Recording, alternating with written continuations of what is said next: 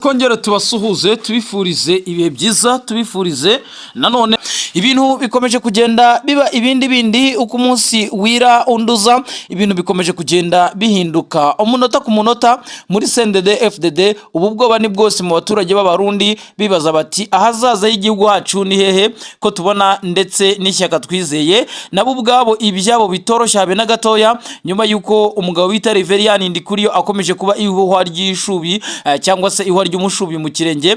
cya Perezida Evariste Ndayishimiye. Amakuru rero aravuga yuko ibintu byamaze kugenda bihinduka.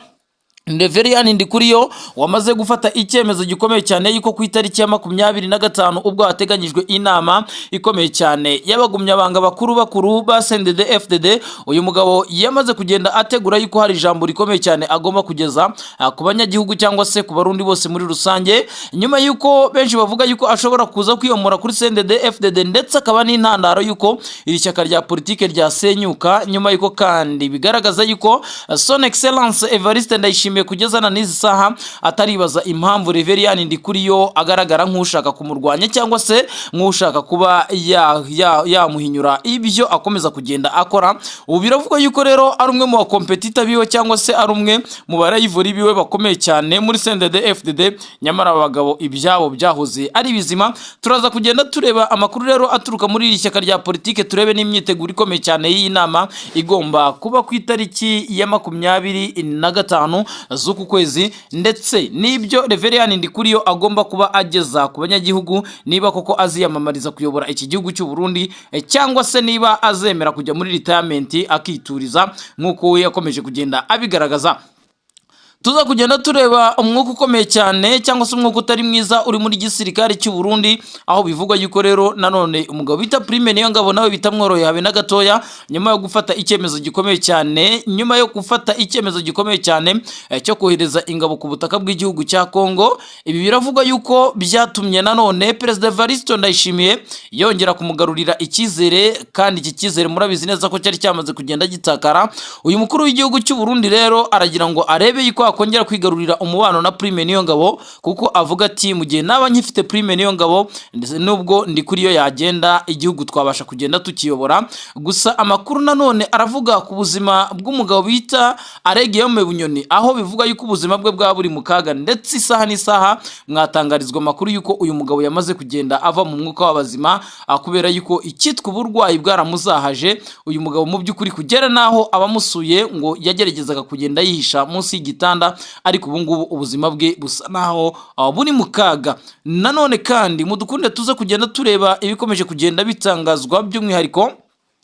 hagati mu butegetsi bw'abadede. Ubutegetsi bw'abadede rero ubu biravuga yuko isaha n'isaha rwose mwakumva ngo umugabo bita Reverien Ndikuriyo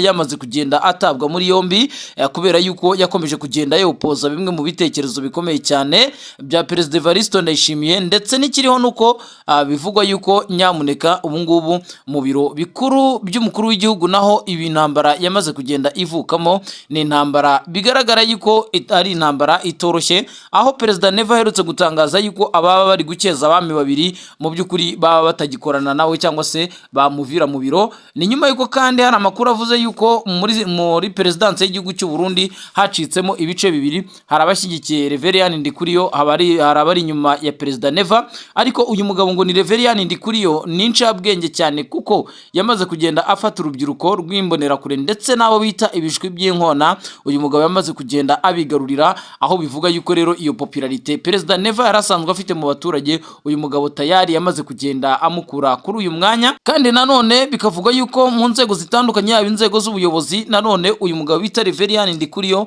yamaze kugenda za CNDD FDD zamaze kugenda zitumirwa, kubera yuko bivuga yuko mu by'ukuri muri iyi nama hari inama nyungurana bitekerezo igomba kugenda iba kugira ngo barebere hamwe mu by'ukuri ibyiri shyaka rya CNDD FDD riri ku butegetsi. Turaza kugenda tureba ibyo ari byo, turebe amaruza akomeje kugenda ashinzwa hagati y'abayobozi b'igihugu cy'u Burundi, yaba uyu mugabo Reverien Ndikuriyo usanzwe ari incabwenge ndetse na Perezida Evariste Ndayishimiye. Mu itangazamakuru byacitse, mu itangazamakuru ibintu byahindutse, usibye yuko ku butaka bw'igihugu cy'u Burundi nyamuneka bimwe mu bitangazamakuru byatinye kugenda bigaragaza yuko hari ikirunga kirimo kiratogota ariko isaha n'isaha cyaruka, aho bivuga yuko nyamuneka umugabo bita Reverien Ndikuriyo na Son Excellence Sebarundi barimo bararebana ayingwe nyamuneka, kubera yuko uyu mugabo yamaze kugenda amena ibanga. Hari amakuru avuga yuko rero kubera yuko uyu mugabo Reverien Ndikuriyo ari somambike wa mama wa wizinyeshyamba,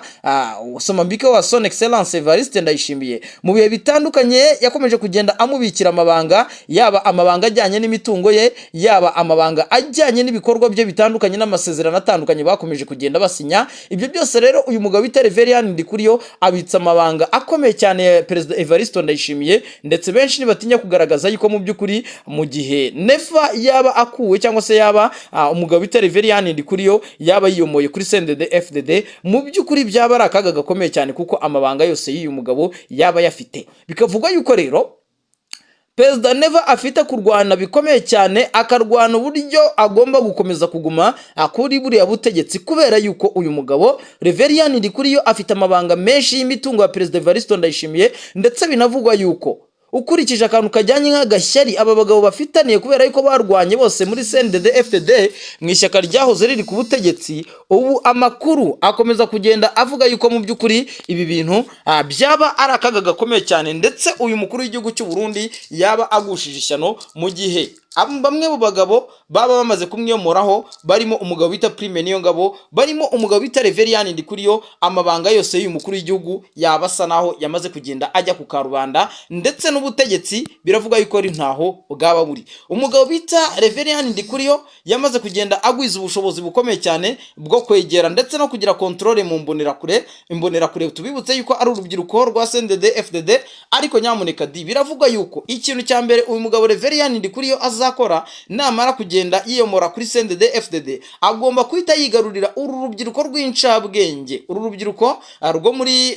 uru rubyiruko mu by'ukuri bavuga ngo hari abo bita ngo ni ibishwi by'inkona, hakaba n'imbonerakure. Aba bose rero uyu mugabo ngo ni Reverien Ndikuriyo yamaze kugenda abagiraho autorité, sibyo kandi n'izindi ncabwenge n'abandi bagabo bifuza impinduka hano ku butaka bw'igihugu cy'u Burundi, cyane cyane yuko abarwanashyaka benshi cyangwa se abaturage benshi igihugu cy'u Burundi gifite n'ubundi bumva politike ya CNDD-FDD. Ikibazo n'umukandida CNDD-FDD itanga, bakavuga yuko rero mu gihe CNDD-FDD yakanzura yuko Reverien Ndikuriyo ari we uzabahagararira mu matora nk'uko babyumvikanye ubwo Perezida Evariste Ndayishimiye na Petero Nkurunziza bageraga ku butegetsi, yuko uko batangije urugamba rwose rwo kubohora igihugu nk'uko bo babigaragaza, bose bakabaye bazagabana uyu mwanya w'ubuperezida. Hari amakuru avuga yuko rero umubintu bitaga Petero Nkurunziza n'ubundi byari byo yagombaga gusigira Son Excellence Evariste Ndayishimiye. Evariste Ndayishimiye nawe ikirango cye kirarangiye, agihaye Reverien Ndikuriyo. Ndikuriyo nawe biravuga yuko azasigira umugabo bita Ndakugarika cyangwa se umwite nabo bita Baratuza. Abo bose n'abagabo mu by'ukuri bigaragara yuko ngo bagomba kuzasogongera kuri iki cyanga cy'ubuyobozi bwo kuyobora iki gihugu cy'u Burundi. Rero bikagaragaza yuko uyu mukuru w'igihugu cy'u Burundi agomba kurya ari menge, nubwo bwose uyu mugabo bita Reverien Ndikuriyo arimo arashaka kwiyomora kuri Perezida Neva, ariko arimo arashaka kubikorana mu by'ukuri ubwenge, ariko benshi bita ngo n'ubwenge buke, kuko ukurikije imbwirwaruhame arimo aragenda atangaza muri iyi minsi urabona yuko arimo arasuzugura inzego ndetse n'umukuru w'igihugu. Ubwo ejo bundi yatangazaga yuko atazongera kwiyamamaza kuyobora iri shyaka rya CNDD-FDD. Uburyo yabivuze nyamuneka benshi babigarutseho, baravuga bati ibi bintu birimo n'agasuzuguro, kuvuga ngo ntago nyishoboye kwicara ngo amasaha 5-6, ibyo ngibyo ntago ari impamvu, by'umwihariko ku muturage ukunda igihugu cyangwa se wifuza gukorera igihugu kiwe. Benshi bakavuga yuko rero nanone mu gihe uyu mugabo Reverien Ndikuriyo yaba agiye ku butegetsi, naho Uburundi bwaba buvuye nta naho bwaba bugiye, ahubwo uyu nguyu we ashinzwa kuba ngo yaba ari umugome ukomeye cyane, kuko uwo ari we wese wamwopoza tayari ni ukumwohereza kumana. Ibi rero ni ibigaragaza yuko iri shyaka rya politike naryo ryamaze kugenda risa naho ricikamo ibice, ndetse no muri perezidansi y'iki gihugu cy'u Burundi ishyano ryongera iragwa, aho bivuga yuko Perezida Neva rwose atarimo aramara igihe adakoresheje inama ngo azikoreshe abanyagihugu by'umwihariko abayobozi bakorera muri biro ye kugira ngo ababuze ku kijyanye no gukeza abami babiri, nyuma y'uko Evariste Ndayishimiye we yagaragaje yuko mu by'ukuri ngo atazi neza niba azageza umwaka wa 2027. Nanone amakuru akavuga yuko ngo yaba arimo arakekwa kuba yakicwa. Ibyo byose rero nibikomeje kugenda bigaragara muri iri shyaka. Aka kaduruvayo rero akari mu Burundi gashobora kuza nanone kubyara amahari nk'uko mu mwaka wa 2015 byagenze, cyangwa se mu myaka yahashize ubwo bamwe mu bayobozi bakomeye b'u Burundi bagendaga bakorerwa kudeta ndetse bakagandagurwa n'abatavuga rumwe n'ubutegetsi bwabo. Rero nanone tugarutse ku bijyanye n'imiyoborere cyangwa se n'ubuyobozi bwite bw'ishyaka, ariko hari amakuru avuga yuko rero no mu gisirikare cy'u Burundi naho bitifashe neza. Abasirikare bakomeje gutoroka, abandi bari mu burasirazuba bwa Kongo ibibazo by'ubuzima byababanye ibibazo. Hari amashusho duherutse kugenda tubona, nyamureka tubona yuko intambara iri mu burasirazuba bwa Kongo abarundi ari bamwe mu bantu bashoboka kuba barayisogongeye cyane, kuko bashobora kuba barahuye n'ingaruka z'intambara. Ni mu 2023 rero irimo irarasa abarundi, barimo bararasana cyane n'ibikoresho bya gisirikare byose by'iki gihugu cy'u Burundi byajyanywe ku butaka bw'igihugu cya Kongo, aho bavuga yuko depo zose cyangwa se zo bita amura z'intwaro hano ku butaka bw'i Burundi, mu gihe Burundi bwaba butewe, aho bwatera buturutswe hose, Uburundi buramutse butewe biravuga yuko bashobora kuzagira ikibazo cyibura rya bimwe mu bikoresho kubera yuko byinshi bamaze kugenda babijyana mu gihugu cya Repubulika Iharanira Demokarasi ya Kongo. Kandi mu by'ukuri muri iyi minsi turimo turumva amakuru avuga yuko Red Tabara yaba irimo iritegura, ndetse General Niyombare ngo nawe arashaka kongera gutera, bigaragaza yuko rero iki gihugu cy'u Burundi kigomba kwicara kikarya kirimenge, kuko ibirimo birategurwa na Tereza, ndetse twamaze kwiyemeza neza 100% yuko ibyacu tuba tugomba kugenda tuza tubagezaho ari amakuru. Turahera mu gihugu cy'u Burundi rero nk'uko bisanzwe, ntago tuba turi butandukane nk'uko ubusanzwe tuba dukoramo amakuru yacu. Ni Burundi niho tukunze kwibanda cyane cyane, by'umwihariko tugaruka muri politike yo mu gihugu imbere mu gihugu cy'u Burundi, n'amakuru menshi abakomeje kugenda ahavugwa. Turi buze kugenda tureba, nyamuneka amakuru aravuga yuko Son Excellence Evariste Ndayishimiye byamaze kugenda bimukomerana cyane, ndetse yuko amaze kurusimbuka mu kanya. Muraza kugenda mumenya ibyaya makuru, ese arusimbutse gute nyuma yuko nyamuneka hamaze iminsi hacicikana amakuru avuga yuko uyu mukuru w'igihugu cy'u Burundi agomba kureba uburyo yitwara neza, kuko isaha n'isaha ubuzima bwe bwashyirwa mu kaga. Na bamwe mu badakurikira cyangwa se mu batumva doctrine n'imiyoborere ye, by'umwihariko bamwe mu bifi binini cyangwa se abo twakita nk'abakadire bakuru ba CNDD FDD nk'ishyaka rya politike riri ku butegetsi, uyu mukuru w'igihugu rero amaze kugenda yigwizaho abanzi cyangwa se yiremera abanzi. Ni nayo mpamvu rero kumva ngo yatezwe ambushi cyangwa se yatezwe ibico, ibintu nk'ibyo ngibyo ntago byatungurana, cyane cyane yuko muri iyi minsi ho noneho ntago byoroshye rero. Turaza kugenda tureba ngo undi mugabo bita Reverien Ndikuriyo bivuga yuko akubitira gatoki ku kandi, yamaze kugenda atangaza yuko umwaka utaha nyamuneka agomba kwitabira amatora y'umukuru w'igihugu, nyuma yuko mu rubyiruko rw'imbonera kure rwose yamaze gufata ikibanza mu buryo bukomeye cyane. Ariko abarundi batabyumva baravuga bati uyu nguyu yasuye kujya Mpimba, cyangwa se yasuye kujya muri gereza ya Mpimba, kuko iyi gereza mu by'ukuri ni gereza ifungirwamo abanyepolitike benshi batandukanye, by'umwihariko abatavuga rumwe n'ubutegetsi. Ngira ngo muranabizi neza aho bita Aregiyemo Binyoni ubwo yafatwaga agafungwa mbere yuko agezwa imbere ya sentare, aha yarahafungiwe, ariko afungiwe kuri gereza nkuru ya Gitega, ariko aha muri Mpimba yarahafungiwe.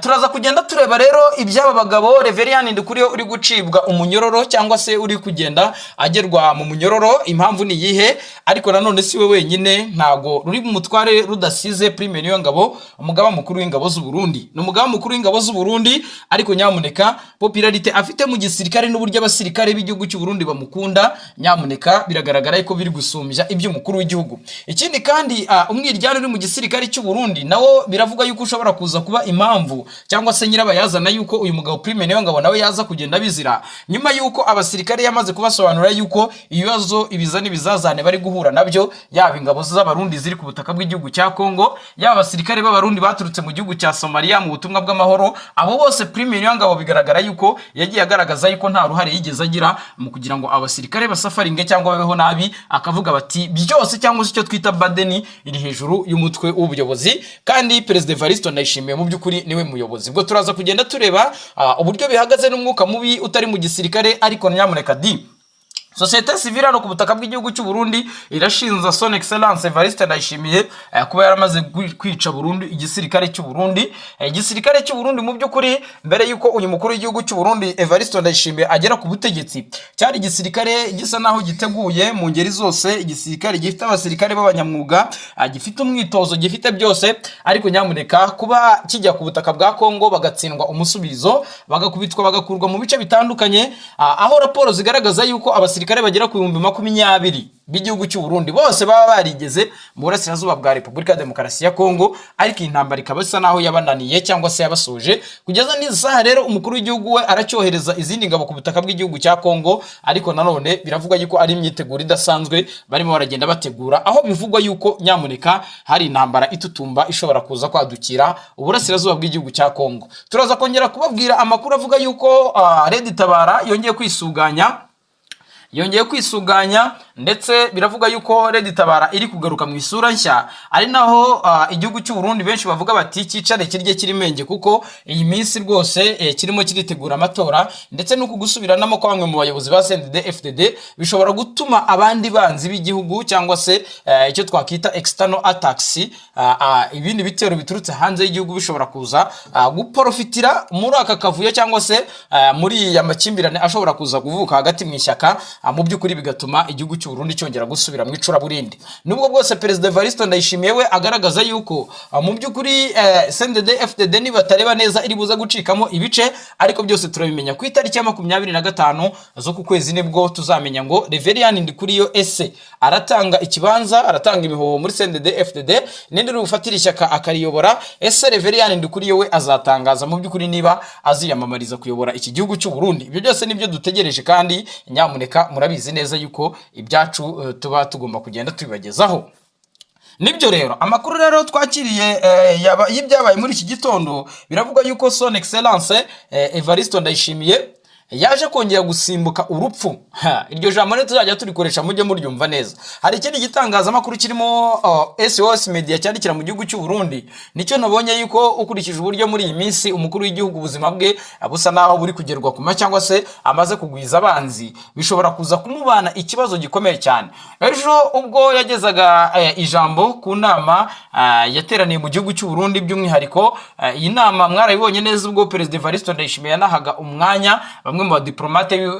guhagararira ibihugu byabo mu gihugu cy'u Burundi. Son Excellence biravuga yuko benshi bavugaga yuko bitari buze kurangira amahoro, by'umwihariko amayirayira amaze kugenda aba azamo ibibazo, by'umwihariko hagati ya Reverien Ndikuriyo nawe mu gihugu cy'u Burundi. Rero mu bihe bitandukanye harimo kuba ibintu amakuru arimo aravugwa ari amakuru y'ubwoko bubiri. Biravuga yuko Perezida Evariste Ndayishimiye arimo aracira uyu mugabo Reverien Ndikuriyo kujyanwa mu munyororo muri Mpimba, ariko Reverien Ndikuriyo nawe bikavuga yuko yaba ashaka kugira gatenda akora mbere yuko Son Excellence Evariste Ndayishimiye we yamutwara, yaba kuba yamutwara bamwe mu barwanashyaka, yaba kuba ko n'amaruzina yabamo hano mu gihugu cy'u Burundi. Ibyo byose rero ni bigenda binogwanugwa na bimwe mu bitangazamakuru, by'umwihariko bitavuga rumwe n'ubutegetsi, aho bivuga yuko diaspora iri kumwe n'uyu mugabo Reverien Ndikuriyo, diaspora y'iki gihugu cy'u Burundi iri kumwe na Reverien Ndikuriyo. Si diaspora gusa, urubyiruko rw'incabwenge by'izimbonera kure n'abandi bayobozi batandukanye, nyamuneka bose bigaragara yuko bari kumwe n'uyu mugabo, mu gihe Evariste Ndayishimiye we ari kumwe n'abaturage ba rubanda rugufi. Ibi rero bikaba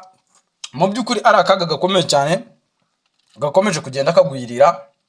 inzego zitandukanye z'iki gihugu cy'u Burundi. Mudukundire kandi nkuko twamaze kugenda tubemerera, tuza gukubitira mu gihugu cya Uganda, tubabwire uburyo ibintu bihagaze nyuma y'amatora ya Perezida wa Repubulika yabaye ku munsi w'ejo. N'izi saha biravuga yuko amajwi akirimo arabarwa ndetse anatangazwa, aho Perezida Yoweri Museveni Kaguta n'undi usanzwe ari perezida mu gihe kingana n'imyaka 40 ayobora iki gihugu, biri kuvuga yuko ari uri guhabwa amahirwe yo kuza kwegukana manda ye ya 8 yo kuyobora iki gihugu cya Uganda. Nanone kandi bikavuga yuko urubyiruko rwamaze gusa naho